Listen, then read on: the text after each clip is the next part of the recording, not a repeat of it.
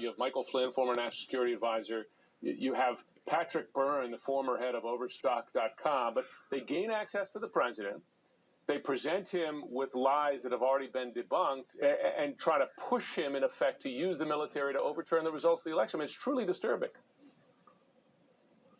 Yeah, it's one of the darkest. I've been covering President Trump for 5 years, and I don't know of a darker, more demented meeting that he's held. And, there's a pretty low bar for that, given the final days. But this was a 4-hour meeting that started in the Oval Office the evening of December the 18th, and it rolled into Trump's private residence up to his living room. And it was basically 4 White House lawyers, 3 in the room, 1 on speakerphone. The national security advisor came in on speakerphone, and then the cast of characters that you just described. And they were pushing the president to use the U.S. military to go around the country seizing Dominion voting machines. They were pushing to invoke the National Emergencies Act and use a 2018 executive order to try and overturn a free and fair election. And the meeting got so heated, it almost actually ended up in a physical fight. General Michael Flynn, remember, we're not talking about someone who's outside. This is someone who was the president's national security advisor, was on his feet yelling at the White House lawyers, and literally got to the point where one of them said, if you want to come over here, come over here.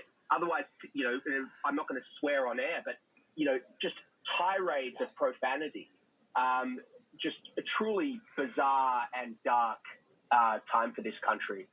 You do see, as you recount here, White House lawyers pushing back aggressively against this whole idea. But the president himself says more than once, I believe, at least Powell here, is out there fighting. Do we know how close the president came to taking up this idea? Well, he wanted it to be done. So what happened after this meeting? Actually, it might have been even the day before this meeting. I need to get my no, it was the night before.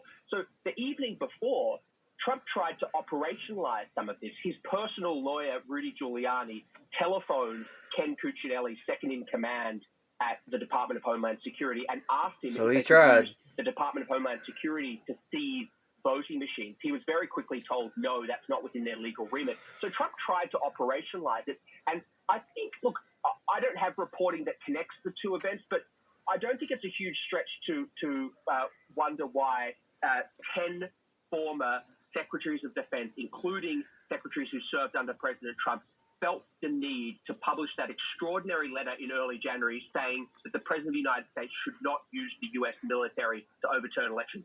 Ask yourself why they felt the need to do that. And I think this starts to color in some of the backstory here.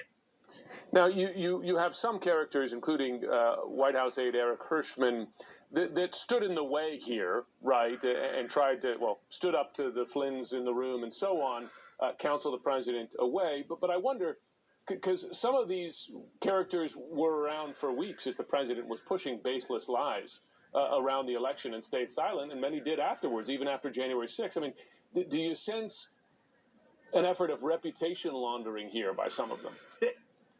There are no maybe there are people who want to launder their reputations. I mean, my only job is to find out what exactly happened in the room, and every single detail in that story is bulletproof, is completely verified. So you read the story and you can make up your own mind. But the fact is, there are no heroes in this narrative, and I certainly don't present anyone as a hero.